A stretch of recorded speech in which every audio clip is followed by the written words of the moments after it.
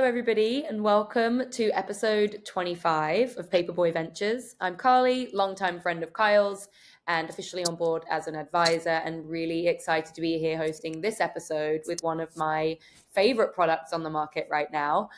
It is a better for you cookie brand, but I am going to let Sydney talk a lot more about that because today we are joined by the lovely Sydney Webb, the CEO and co-founder of Toto. Thank you for joining me today. We are really looking forward to hearing about your story, the journey of the brand and the business so far, and to dig into what's in store for the future of Toto, which, from what I've seen, is quite a lot to come. So, welcome. Thank you so much. I'm very excited to be here. So, there may be some people listening who don't know about Toto. So, while I really love the blurb that I discovered on your LinkedIn earlier this week, perhaps you could just give us a quick elevator pitch on what Toto is. Of course. So Toto was initially inspired by my health journey. I've been someone that has loved sweets for a very, very long time. Mhm. And because of all of my health issues growing up, I was diagnosed with Crohn's at a young age, and I'm sure I'll speak more to the story of the brand, but I wanted a comfort food that really could bring me full comfort and not a stomach ache Mm. afterwards, none of the icky side effects that we often experience when we eat some of our favorite nostalgic treats. And so I wanted to create the cleanest, truly cleanest version of that. So Toto is a ooey gooey brand of cookies that are seed oil free.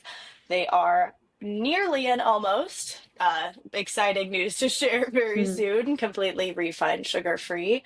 They are packed with plant protein. They are gluten free and dairy free as well. And I really wanted to be able to create something that was a delicious snack that anyone, whether you are a label reader, special tummy issue kind of person like me, could enjoy, and someone who doesn't even care about the ingredients and really just wants the best tasting cookie can enjoy, and everyone in between.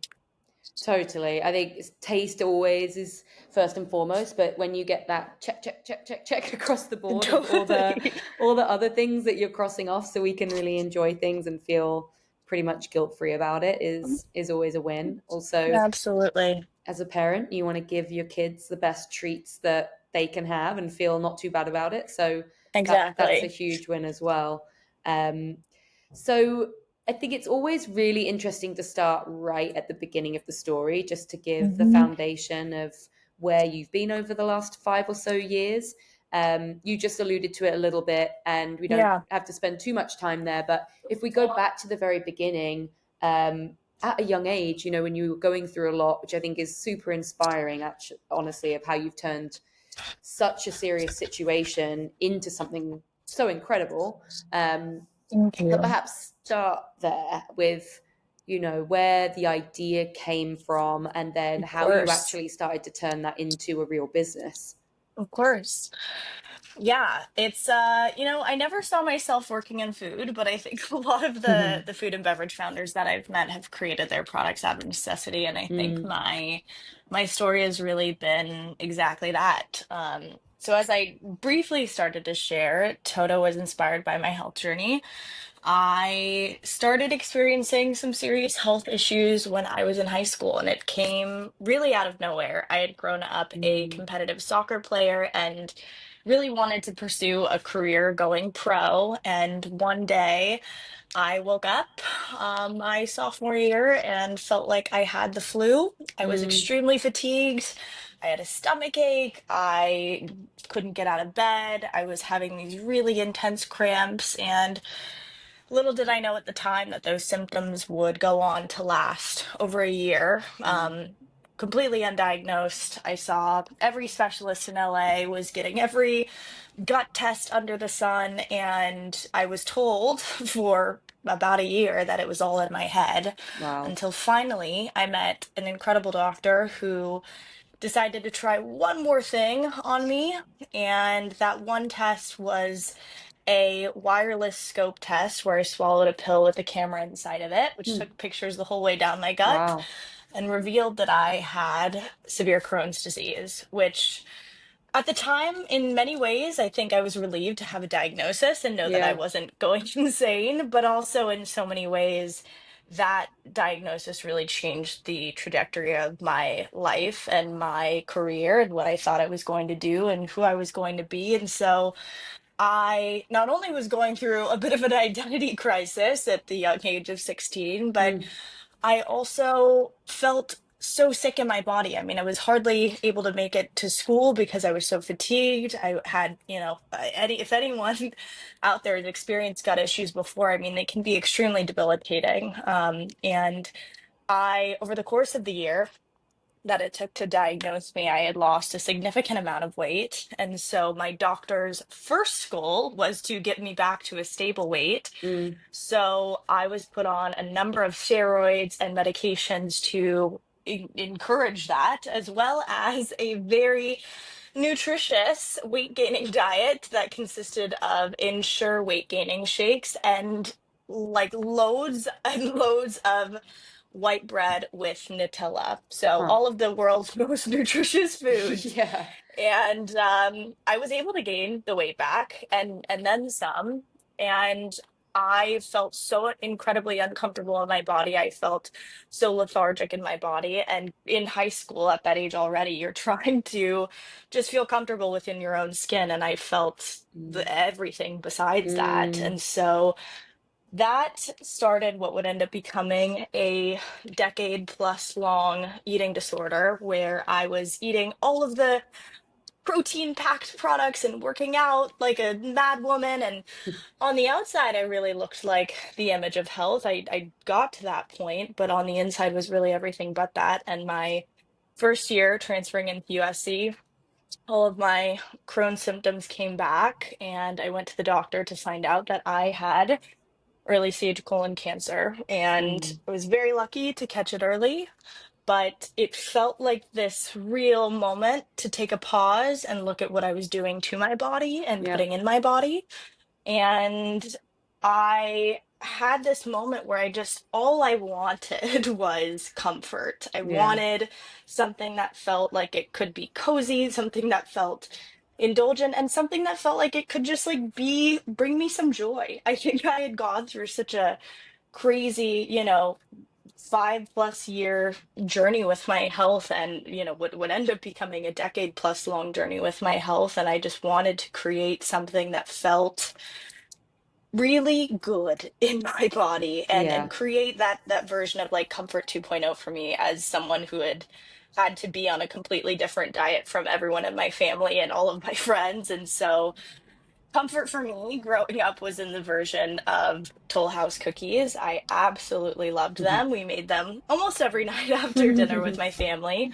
And I decided that I was going to set out to make my version of that as not just a treat that could be something for, like I said, people like me that have all of the gut issues, but also I really wanted to create something that felt like the symbol of like sweet, silent rebellion against Mm. diet culture, against Mm. what we as women are told we should consume. I think that so often we are marketed the low sugar products and the no fat, Oh low yeah. carb, most macro friendly products at the expense of, at many times, what's actually in the product, and at the expense of what tastes good, what feels good in our body. And I think I wanted to reclaim that for myself and be able to help other women and people out there reclaim that as well. And so I spent my junior and senior year of college recipe testing in my parents' kitchen like a mad woman.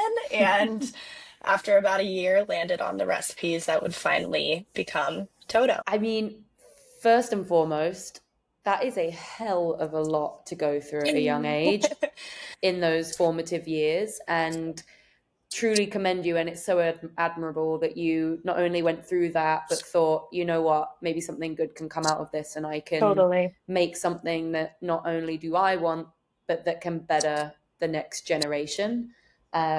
So that in Thank itself you. is super inspiring. And honestly, to grapple with the idea of a brand and R&D and creating something when you're like not even out of college, and I think even I won't give away my age, but even at this age, that feels overwhelming. So Oh, to totally. tackle all of that, I don't know. Maybe we have a lot of less inhibitions, and we're more like, let's Totally. just go for it at that age, and maybe that was empowering. But wow, that's such an impressive story.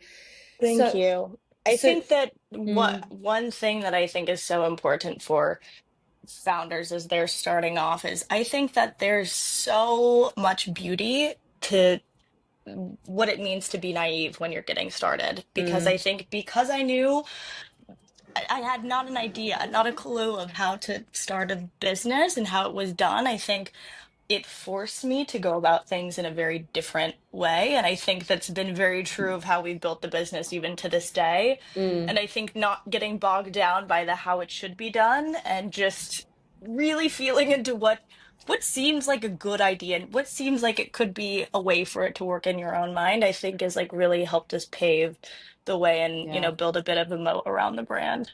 Totally. And I think that authenticity is what shines through, and you as the face of the brand. And yes, your story, but like you say, your approach, um, Totally. and just doing it your way. So you really see that come through in the Hmm. metrics, which we can talk about, but it's in terms of just the organic growth of the brand. I think people feel that, and the kind of rich identity. So one question I do have before we get into, you developing kind of recipes in the kitchen. Mhm. I guess it's chicken or egg, what came first. But Hmm. how did you come up with the name of the brand?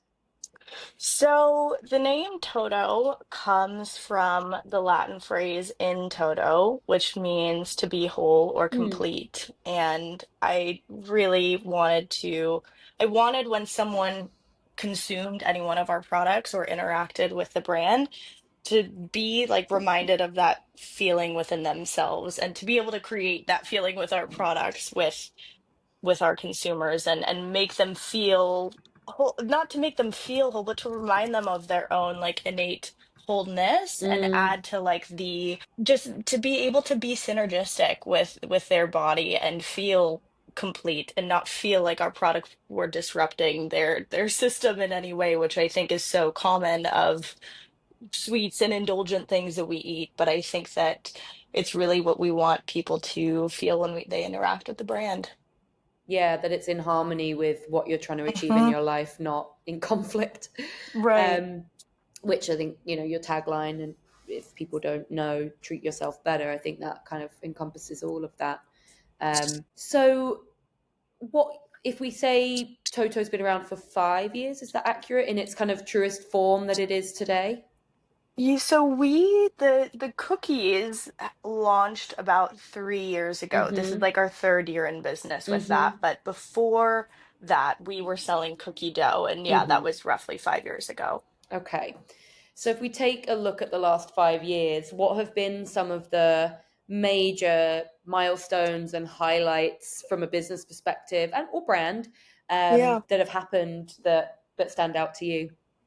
I think the one of the biggest things came actually when we decided we were going to launch cookies Mm, because we initially started off as a cookie dough brand, and through COVID with the cost of refrigerated shipping, it was really a pivot to be able to create something that was going to be a more cost effective like revenue channel for the business, and we mm, had both products running for a time. I remember we ran a very small run of cookies that we launched within some of our like small coffee shop accounts, and it felt like the second we dropped the product off there, the product landed there, once it was shipped, the cookies were already off the shelf and we knew that we had something really special. And mm, so I remember within the first week, we had cookies dropped off at one of our coffee shop locations. They went through uh, over 100 cookies in a week at their single location, and we realized, okay, this might be something worth digging into. And so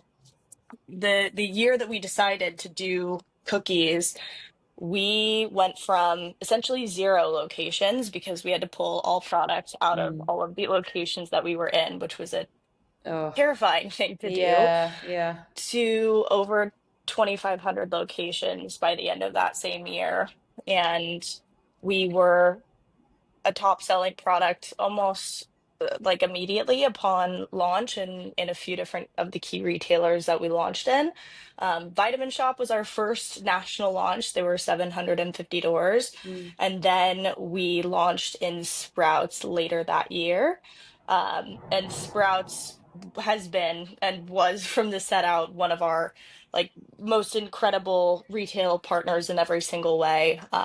We were outpacing Lenny and Larry's within the category mm. almost from the set out.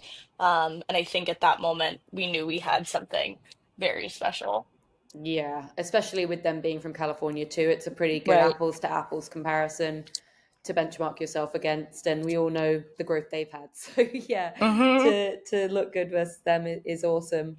Um, so once you made that pivot from dough to cookies and you saw the traction in the last 3 years, what's been some of the big moments that have really shown you that there's a there as well?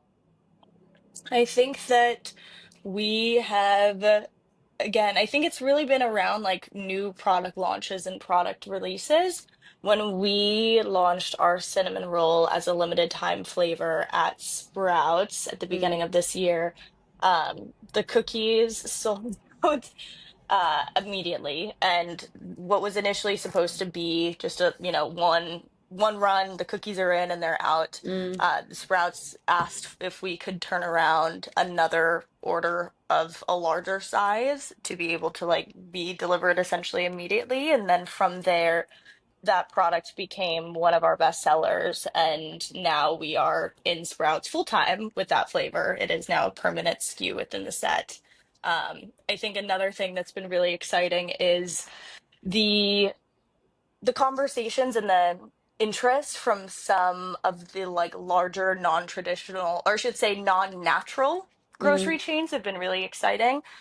We were accepted into the 7-Eleven Brands with Heart program and are planning to launch a test with them later this year. Which I think that for me was one of the most exciting things because we've been so focused on growing within the natural market first. I think in large part that is where one of our core customers shops, but I think for 7-Eleven, a totally different consumer in some ways and a totally different product selection for them to also be equally as excited as a Sprouts has made us realize that we have something that really does span both customers at totally different ends of the spectrum. Yeah. The ones that are the label readers that care about the seed oils and the cane sugars and the no preservatives and all of that, and the consumer that just wants the best tasting product and wants like a delicious snack as they're, stepping out the door to go on a road trip. And Mm. so I think that we have really, and we've thought about not only this product line, but our future product lines and how that translates into being something that can continue to really meet consumers at both ends of that spectrum. That's perfect. It's such a win-win for you, obviously, Right, but also to start to crack mainstream and right, actually do what you set out to do and change people's health for the better. right. It has to feel really good. Um, so you're currently in around 4,000 locations across the Mm-hmm. country. Mm-hmm. What are some of the major retailers that you're currently with? We are in Sprouts, we're in Vitamin Shop, Fresh Time, Fresh Market, Earth Bar, Equinox. We are going to be doing a rotation in Costco later this year, two Mm. different Costco regions. One is in Texas and one is in the Bay Area. We are also in Central Market. We are in review for a few of the other larger Texas banners, and for Wegmans as well. And then the rest of that is kind of like supplemental, independent, smaller, like mom and pop coffee shops. I think that we're really focused on expanding into some of those like non-traditional food service Hmm. businesses this year as well. Hmm. That's definitely where a lot of volume can come from, for Hmm. sure. Um, Exactly. I mean, that It takes longer, but it's worth Yeah, it. yeah, totally. I mean, that's such an impressive retail footprint across a couple of different landscapes, beyond just your classic grocery. So, um, that is something that I think when you look at your goals for the rest of the year, I can Hmm. imagine as you start to unlock some of these other ones that you mentioned, that's where things really start to jump. Hmm. Exactly. So I do want to dig into D2C with you because Hmm. um, retail has its own challenges for sure, but obviously you can really scale and grow there. But Hmm. also on the D2C side, so I'd love to hear a bit more about the impressive growth that you've seen with little to no spend and what your journey's been from when you launched on D2C to today, and what you've really learned over the years on how to optimize offerings and reach your consumer and really see the growth that you're seeing.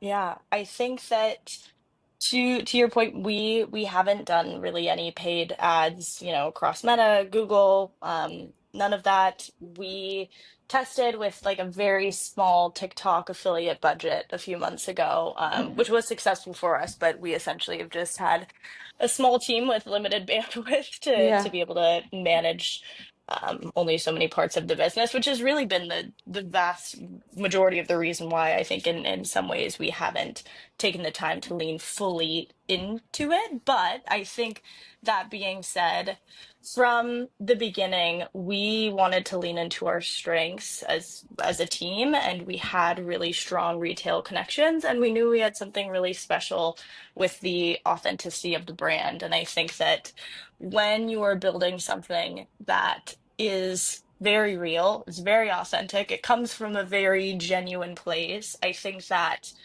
customers, whether they are, a buyer that you're talking to for retail, or it's your audience directly that you're reaching on social media, um, they feel that. And I think that we've really leaned into building community, building relationships, and doing the things that seem maybe less scalable because they really do pay dividends, and they do have I think a bit of a domino effect. So for example, I think one of the key things that has been a part of our D2C growth has been the community aspect of building the business. And that has come in a few different forms. But I think mostly what seems to still surprise people is that I am still the one responding, and I do this. I normally block out like an hour of the day, every day during the week to respond with a voice memo to Mm. anyone that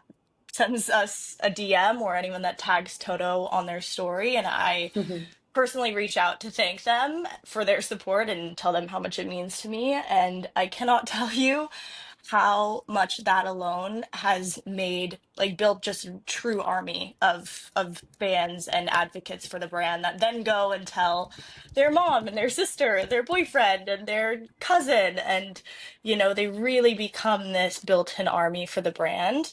I remember when I first started the business, I came across this article called "A Thousand True Fans," and I'm forgetting the author, but if you look it up, you can find it. And it essentially talks about the fact that if you can build 1,000 true fans around whatever it is you're building, then you have really all of the power, the support, the marketing manpower that you will ever need. And I think I've been very hyper focused on that idea that if you can really, really lean in and connect with your audience and your customer, beyond just, sending them emails and finding ways to Mm. optimize bundles and all of that, it really goes such a long way. Because then when you do optimize bundles and you create new products and you involve them in the process, it's a completely different outcome, because then you're really building a business with this community of what ends up becoming friends of the brand, and they want to support and go with you and go to the ends of the earth to do whatever they can to support you. And they're the ones that are buying the new products when they launch in Sprouts, and they're buying the new variety pack that's on the website the moment that it launches and telling all of their friends about it. So I think the community building aspect has been huge. And then aside from that, I think we've been really focused on how we leverage marketing in ways that don't require us to do paid spend. So, for example, we are going to be launching some really exciting limited time flavors starting this like late summer with some of our favorite brands and creators. And I think that being able to leverage both either the brand's audience or our creator friends audience, people that we know are already interested in products like this, is helpful for both people. I think that the creators that we're partnering with are longtime fans and friends of the brand, which again, those relationships have been built in the exact same way that I think Mm. I've built the relationships with our customers and in the DMs on Instagram. Um, and it becomes something that they're really proud and excited to talk about, and it's not necessarily just about the money and what can I get from you, but it's about the building something together that both brands, both parties are really excited about. So Mm. yeah, I think again, thinking about things through the lens of not necessarily how do other brands do this, but like what feels really genuine and authentic to us, is how I think we've kind of made some of these decisions on how to grow direct to consumer. It's been quite opposite, I think, to many ways that I think a lot of people have thought about scaling D2C. Mm. But like we talked about at the start, I think it's because of the true authenticity of you and how this brand came to be, and you've carried that through the line, not just because it's your strategy, but just because that's who you are as a founder and how you're showing up for the brand. And it Right. shows the power of those small touches. It's not about Mm-hmm. refining the funnel and your email flows. It's Mm-hmm. like voice note thank yous. There's actually only Right. one other brand that I've ever engaged with who's done that. And honestly, I love them Well, for it. And I think it's so smart. And I think at the heart of every good marketing mix that I know of is word of mm-hmm. mouth. You just, Totally. you are going to trust your friend who says to you, "Oh my god, have you tried Toto? They're delicious. Yes, I'm going to buy that over some ad I see." totally. So I And I think think that's beautiful. I think now that we've built this community, now we are starting to Mm-hmm. implement some of the Sure. like strategic levers around it. So building out a tiered affiliate program, and but also within that building a community group chat that Exactly. I am engaging in, and we have, an employee running every single day to build that community. So I think it's two prong. I think that but the relationship and the authenticity piece of it has to come first, and it has to feel real. And I Yeah. think it doesn't, when people are consumers are so smart and they Yeah. can smell from a mile away if you're just Yeah. trying to get something from them. Yeah. It's um transactional, and totally. then they don't come back to your brand and rebuy you.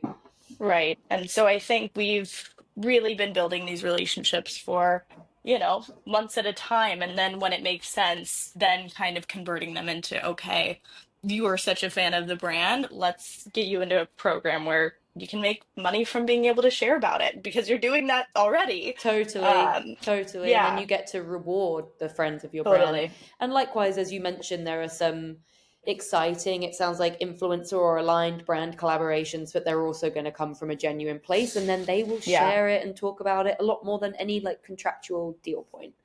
Um, absolutely. so thinking about that and things that you have in store for this and next, is there anything there that you can share so that people can know what to expect from Yes. you?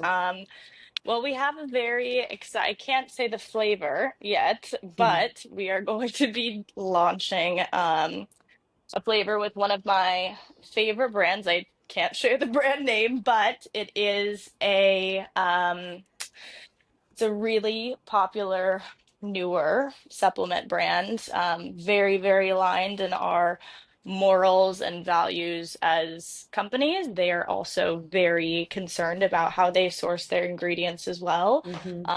And I can say that this will be like a very nostalgic flavor that probably everyone has had before in some way, shape, or form, whether it's a cookie or perhaps an ice cream.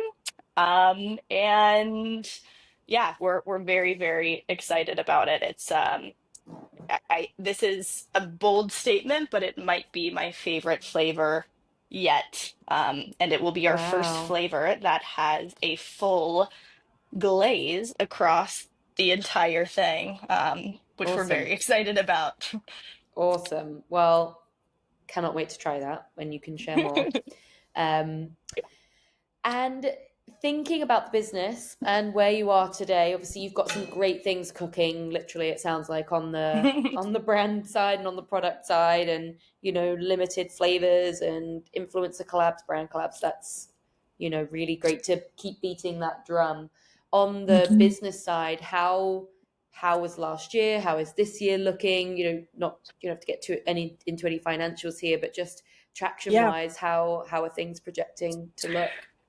Things have been really strong. I think like year, like air quote one of Toto was Mm, 2023, when we launched into Vitamin Shop and, went from 0 to 2,500 doors. Last year we added maybe just shy of, you know, roughly 1,000-ish, and we've added, roughly 500 more this year. I think that our biggest strategy has been growing velocities within the doors that we're in and going deep instead of going wide. And this year, we're not planning to add a significant number of doors, but we are on track to triple the size of the business. awesome. So I think that we've really focused on how we are, again, back to relationships. How are we really investing in the retailers that have invested in us? Mm, And then that that data becomes a leveraging point to go to the next retailers to say, hey, look at how we're performing. yeah, This is what's going to happen when you're putting Toto on your shelf as well. and that will help unlock other channels, I assume. Oh, absolutely. Very cool. Um, when you think about the Toto team, how are you all structured today? How are you juggling it all? We are a small and mighty team. I Mhm. think that we're going to be bringing on 1 to 2 new hires over the next few months, and we're very ready for them. We are a team of two full-time people. It is myself and our COO who are full-time. Our chief sales officer is part-time, but will be coming on full-time. And then we have a few contractors. We have some operation support. We have a graphic designer.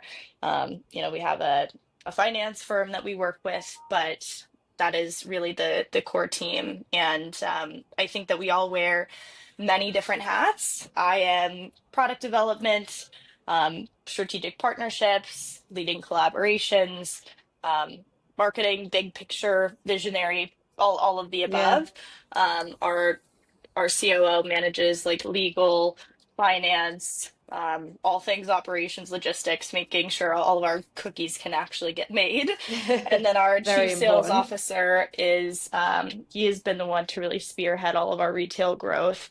And he is an absolute dynamite. He's Amazing. one of the most likable people you could ever meet. And I think and he just has really, really phenomenal relationships. So yeah, that's been the core team up until this point. When you lay it out like that, you're like, wow, we get a lot done considering we are We sure do. lean and mean, as you say. So thinking about the future and the next, 1 to 3 years, what's in store? What do you really hope is going to happen based on the plans that you all have? I think that in the next few years, we will have two, maybe three different product lines. Hmm. We're planning to launch our next product line next year. And while I can't necessarily share exactly what it's going to be yet, it will be a product that sits within the cookie set. It might not necessarily be a cookie though. But I think our product has sat within the nutrition bar set at the grocery store. So this will be our first extension outside of that space. We are very focused on remaking, some of the very classic, nostalgic, decadent treats to be seed oil free and infused with protein, low glycemic, no refined sugars, all of the things that the Toto cookie is today. Um, but doing it in a way that obviously, is delicious and maintains ingredient quality, integrity. So yeah, I think you will see some additional product lines from Toto in the next few years. That makes perfect sense. Is there anything else that you're excited about? Um, I think I'm really excited to be able to like to grow this business in such a way that I think I can really feel the true impact that I think Toto is having on people's lives. I think Mm, the more retail doors we've gotten into and the more we've expanded across the country and the more feedback we've received, it's been really exciting to yeah, know that Toto is able to replace someone's, you know, seed oil and junk ingredient filled dessert, and I'm excited to see how that can expand across many different occasions in someone's day. And I'm excited to be able to grow our team and mm, yeah, to grow the impact. I think that mm, a big vision and dream that I have for this company is being able to have um, a give back arm of it. mm, I haven't exactly ironed out what this will look like, but I've always envisioned having some version of like a, for lack of a better word, I know I would get sued for this name, but like a Toto Scouts program that mm. is a program that shows young kids how to take care of themselves, that is based around self-love and mental health. I think those are all things that I'm deeply passionate about, you know, how they are fueling their body and kind of health from like a full 360-degree lens. So I think as we continue to grow and expand, things like that become a lot more possible. I love that.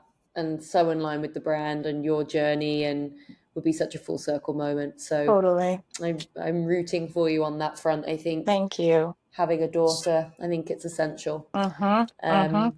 especially in this world of social media that we live in. Oh, absolutely.